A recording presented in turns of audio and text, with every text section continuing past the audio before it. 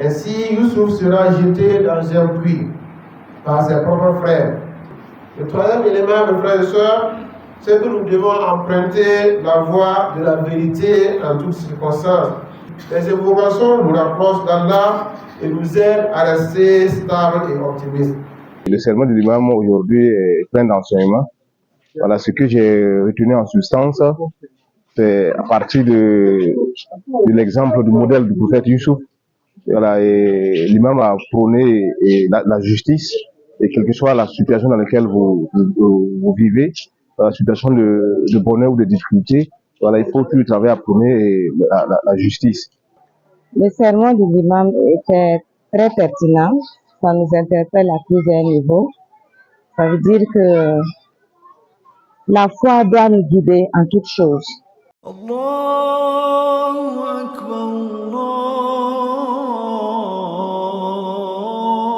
Allahu Akbar, Allahu Akbar,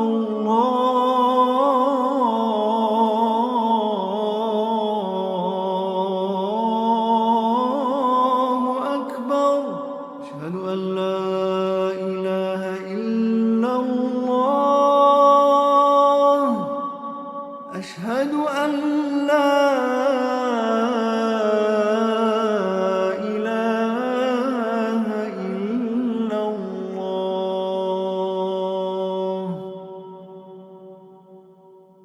من يهده الله فلا مضل له ومن يضلل فلا هادي له وأشهد أن لا إله إلا الله وحده لا شريك له وأشهد أن محمدا عبده ورسوله صلى الله عليه وسلم وعلى آله وأصحابه ومن تبعهم بإحسان إلى يوم الدين. يا أيها الذين آمنوا اتقوا الله حق تقاته ولا تموتن إلا وأنتم مسلمون. يا أيها الناس اتقوا ربكم الذي خلقكم من نفس واحدة وخلق منها زوجها وبث منهما رجالا كثيرا ونساء واتقوا الله الذي تساءلون به والأرحام إن الله كان عليكم رقيبا. Toutes les lois sont d'Allah. Nous implorons son secours, nous lui demandons pardon et protection contre les mauvais penchants de nos âmes et contre les méfaits des actes. Nous attestons que seul Allah est digne d'adoration. Il est unique, il n'a pas d'associé. Nous attestons également que Mohammed est son serviteur et son envoyé. Et la paix et la bénédiction d'Allah se déversent en abondance sur lui, sur sa sainte famille, ses vertueux compagnons et tous ceux et toutes celles qui emboîteront leur pas jusqu'au jour de la rétribution. Que Dieu nous associe de cette liste. Fidèles serviteurs d'Allah, la crainte d'Allah est ce qu'il y a de plus capital. Elle est une protection et constitue le chemin du succès et de la guidance. Si vous voulez réussir dans la vie d'ici-bas, il faut vous investir dans la crainte d'Allah. Il en est de même si vous voulez réussir dans le monde de demain. Dieu ne nous exhorte-t-il pas à sa crainte quand il dit aux les croyants, craignez Allah comme il doit être craint et de mourir qu'en pleine soumission. Frères et sœurs de la foi, Dieu a honoré les croyants en leur donnant certains récits de ceux qui ont vécu avant eux. C'est ainsi qu'il nous révéla l'histoire du prophète Youssouf alayhi salam, une histoire parsemée d'intrigues, de duperies, de jalousies, d'orgueil et de passion. Une histoire teintée de patience, de loyauté, de bravoure, de compassion et de pardon. Youssouf alayhi salam était un jeune garçon heureux, très beau et très aimé de son père. Cet amour de son père se renforcera davantage quand ce dernier va comprendre que son fils est un prophète de Dieu. En effet, Youssouf va raconter un rêve qu'il a vu à son père quand il dit « Oh mon père, j'ai vu un rêve, 11 étoiles et aussi le soleil et la lune. Je les ai vus prosternés devant moi. » Surat 12, verset 4. Et à son père de comprendre que son fils est un prophète.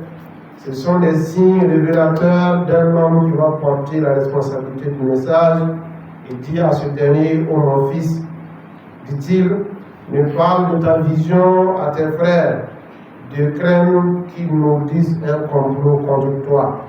Cette complicité entre Youssouf et son père va croître la jalousie dans le cœur des autres enfants.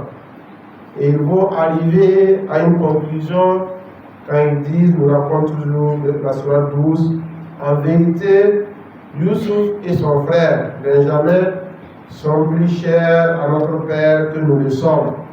Bien que nous soyons nombreux, notre père est vraiment dans l'erreur, conclut-il. Ils ont donc convenu de séparer Youssouf de son père avec l'intention de se repentir après leur forfait. C'est ce que beaucoup d'entre nous, n'est-ce pas, formulons comme raisonnement. Nous savons ce qui est bien et ce qui ne l'est pas.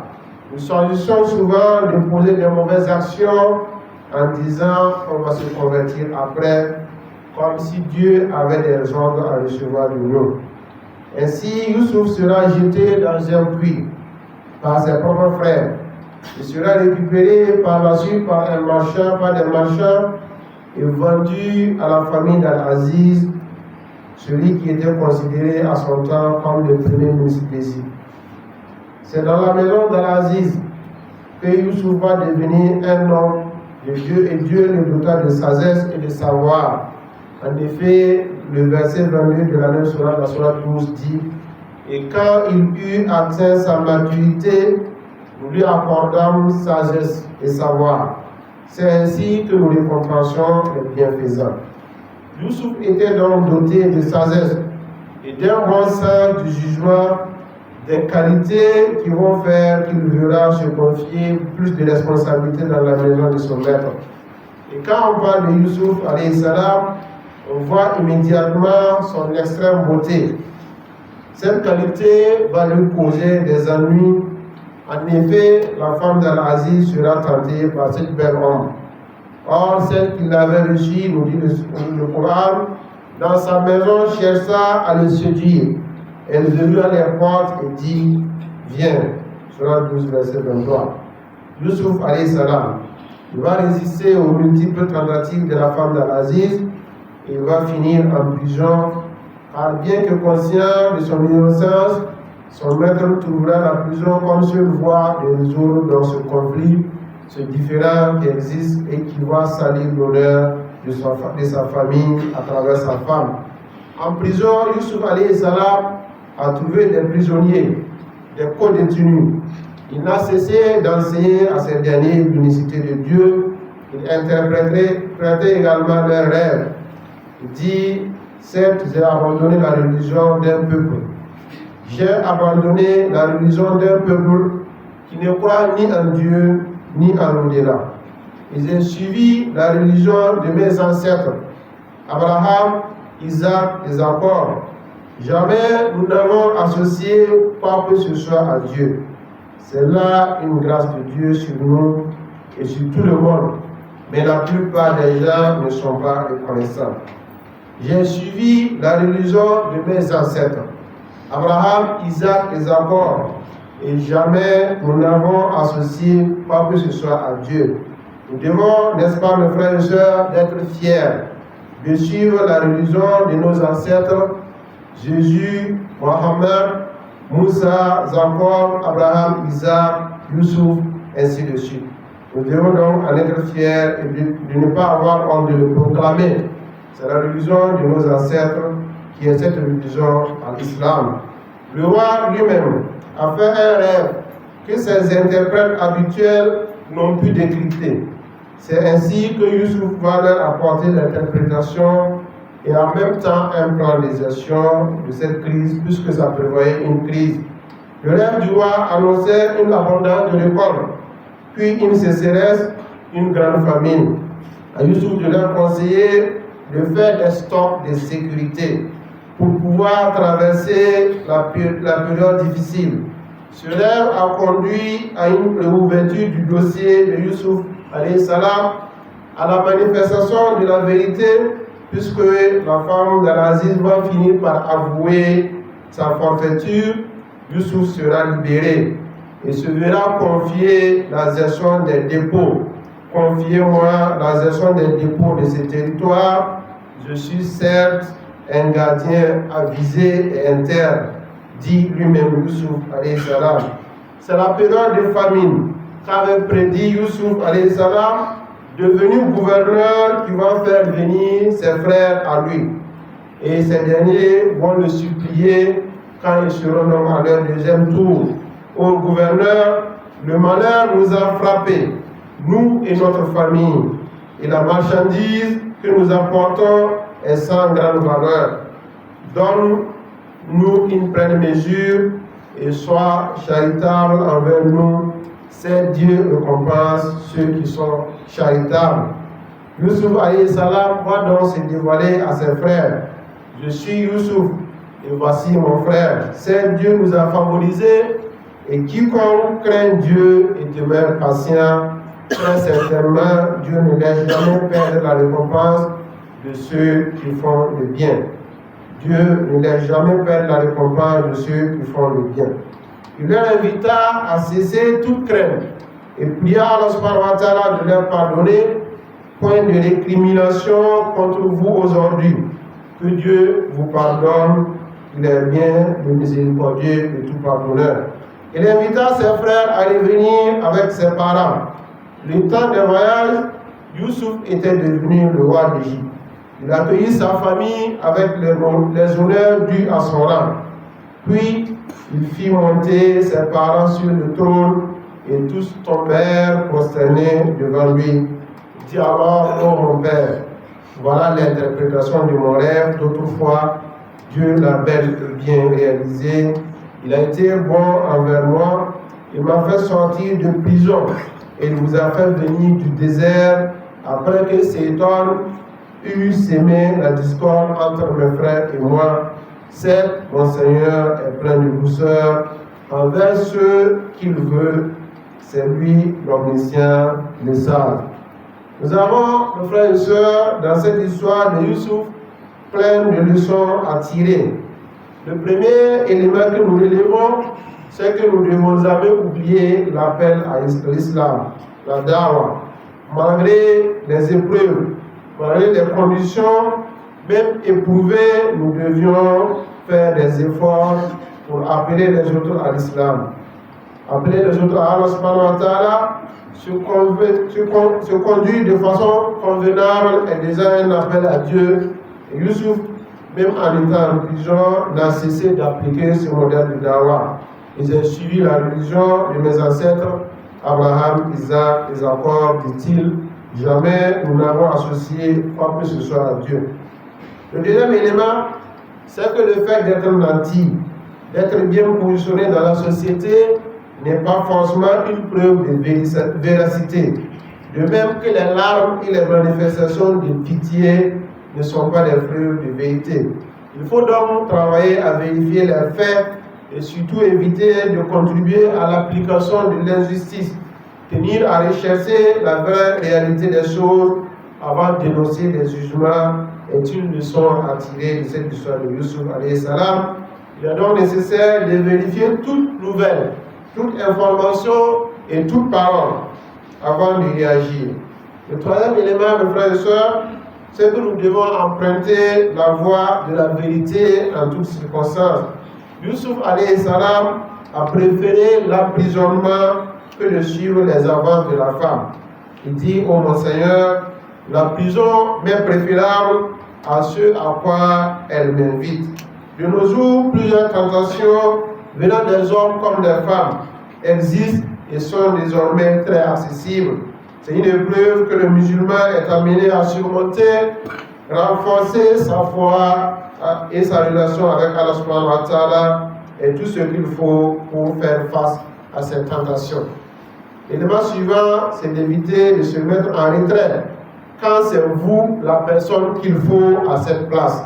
Quand vous êtes la personne qu'il faut à la place qu'il faut, n'hésitez pas donc à foncer. Si vous répondez, si vous êtes apte à répondre aux exigences d'un poste de responsabilité, alors foncez, valorisez-vous sans hésiter. Youssouf savait pertinemment que ses compétences étaient à la hauteur d'un grand poste et dit au roi, à 6 mois, les dépôts, la responsabilité de gérer les dépôts du territoire. Je suis un bon gardien, je suis connaisseur, je suis interne. Quoi qu'il arrive, également, il est impératif de rester sur les bons principes. Ne jamais cesser d'invoquer Allah subhanahu wa ta'ala et de se référer à lui avant toute action. Qu'Allah me protège, dit-il, c'est mon maître qui m'a accordé un bon asile. Vraiment, les injustes ne réussissent pas. Pas de récrimination contre vous aujourd'hui, qu'Allah vous pardonne. Mon Seigneur, tu m'as donné du pouvoir et m'as enseigné l'interprétation des rêves. C'est toi, le créateur des cieux et de la terre. Tu es mon patron, ici-bas et dans l'au-delà. Fais-moi mourir en parfaite soumission et fais-moi rejoindre les vertueux. Ce sont des prières que Youssouf alayhi salam va adresser à travers ces versets. En toutes circonstances, il n'a cessé de se rappeler d'Allah subhanahu wa ta'ala, de demander son secours et son soutien et de se complaire, de se plaire dans l'épreuve dans laquelle il se trouve. Youssouf a invoqué Allah incessamment durant toutes les périodes de sa vie. Il croyait inconditionnellement en la miséricorde d'Allah et n'avait aucun doute en sa puissance. C'est ainsi que nous apprenons encore une fois de plus à son histoire à quel point nous avons besoin d'invoquer Allah. Que nous ayons des problèmes et que nous soyons en période de paix, nous avons besoin d'invoquer Allah subhanahu wa ta'ala et de façon abondante et de façon continue. Les invocations nous rapprochent d'Allah et nous aident à rester stables et optimistes. Le dernier élément que nous soulevons, c'est la patience et la persévérance. Youssouf a fait face à de nombreux défis au sein de sa propre famille et dans la société.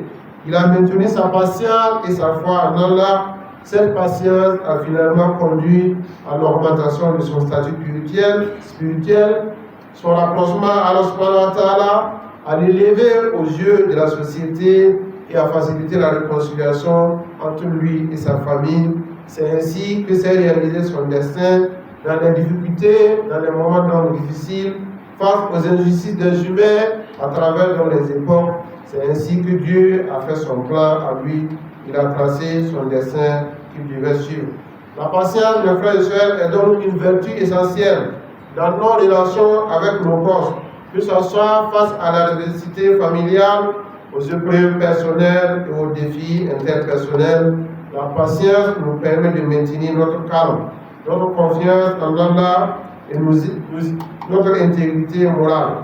En suivant les exemples de patience et de résilience de Youssouf alayhi salam, nous pouvons surmonter les difficultés de la vie, cultiver des relations plus harmonieuses avec ceux qui nous entourent.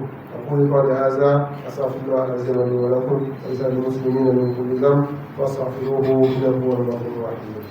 الحمد لله والعاقبة للمتقين ولا عدوان إلا على الظالمين وأشهد أن لا إله إلا الله وحده لا شريك له وأشهد أن محمدا عبده ورسوله. ربنا لا تزغ قلوبنا بعد إذ هديتنا وهب لنا من لدنك رحمة إنك أنت الوهاب. ربنا ظلمنا أنفسنا وإن لم تغفر لنا وترحمنا لنكونن من الخاسرين.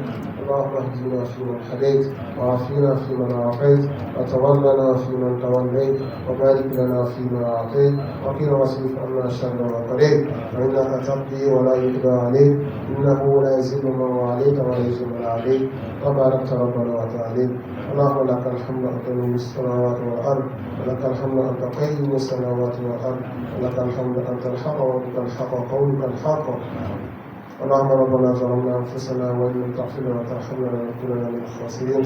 اللهم صل على محمد وعلى آل محمد كما صليت على إبراهيم وعلى إبراهيم وبارك على محمد وعلى آل محمد كما باركت على إبراهيم وعلى إبراهيم في العالمين إنك حميد مجيد. سبحان ربك رب العزة عما يصفون والسلام على المرسلين والحمد لله رب العالمين. Je pense que le serment de l'imam aujourd'hui est plein d'enseignements. Voilà, ce que j'ai retenu en substance, c'est à partir de l'exemple du modèle du prophète Youssouf. Voilà, et l'imam a prôné la justice, et quelle que soit la situation dans laquelle vous vivez, dans la situation de bonheur ou de difficulté, voilà, il faut qu'il travaille à prôner la justice. Il a également prôné le respect. Voilà, il a le respect dans la vie, parce que à l'image de notre prophète Youssouf, qui a enduré beaucoup de choses pour pouvoir accomplir sa prophétie. Donc, nous devons nous en inspirer avec patience, persévérance et surtout reconnaître ses propres capacités et accepter de les assumer. Ça veut dire de jouer son rôle dans la société pour que la société soit meilleure. Ça veut dire il faut accepter, occuper la place qu'on doit occuper pour ne pas laisser des médiocres l'occuper et afin que ça ait des impacts négatifs sur notre vécu quotidien. Aujourd'hui, le sermon de l'imam l'a parlé du prophète Youssouf, donc vraiment là où il faisait souvent des rêves, c'est des révélations en fait. Voilà, donc il partage un peu ce qu'il a pu obtenir comme le changement de Dieu. Et les rêves étaient interprétés par Youssouf. Et ce qu'il interprétait par ses rêves, vraiment indiquait vraiment les réalités qui venaient après. Et aussi de la jalousie de ses frères autour de lui. Le sermon de l'imam était très pertinent, ça nous interpelle à plusieurs niveaux. Ça veut dire que la foi doit nous guider en toutes choses. Nous devons être humbles et vraiment aimer la famille. Voilà, c'est ce que je retiens de ce sermon. Donc notre sermon a porté sur les épreuves de la vie du prophète Youssouf alayhi salam. Comme vous le savez, Youssouf c'est un prophète qui a vécu avec sa famille. D'abord, il a eu des épreuves, et des difficultés de cohabitation avec ses frères qui les ont amenés à l'abandon des jeunes filles. Et il a été vendu en esclave, et il a été fait prisonnier. Et après, il est devenu gouverneur, puis roi d'Égypte. Et cette traversée de la vie de Youssouf nous rappelle que nous devons donc avoir confiance en Dieu à tout moment, parce que le plan de Dieu n'est pas le plan des humains.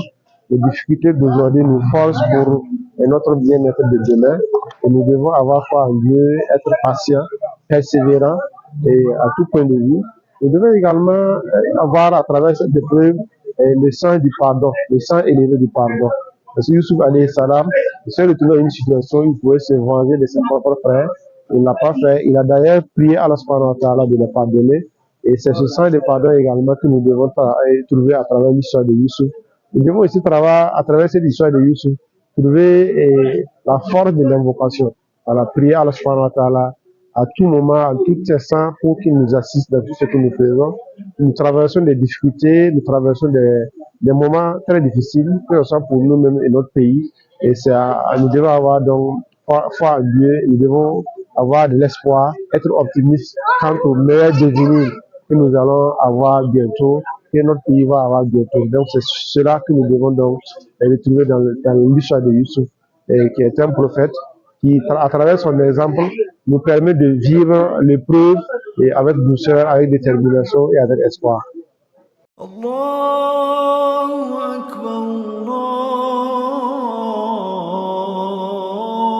Allahu Akbar, Allahu Akbar,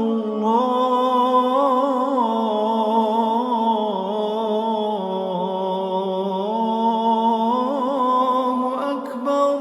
Ashhadu an la ilaha illallah. أشهد أن لا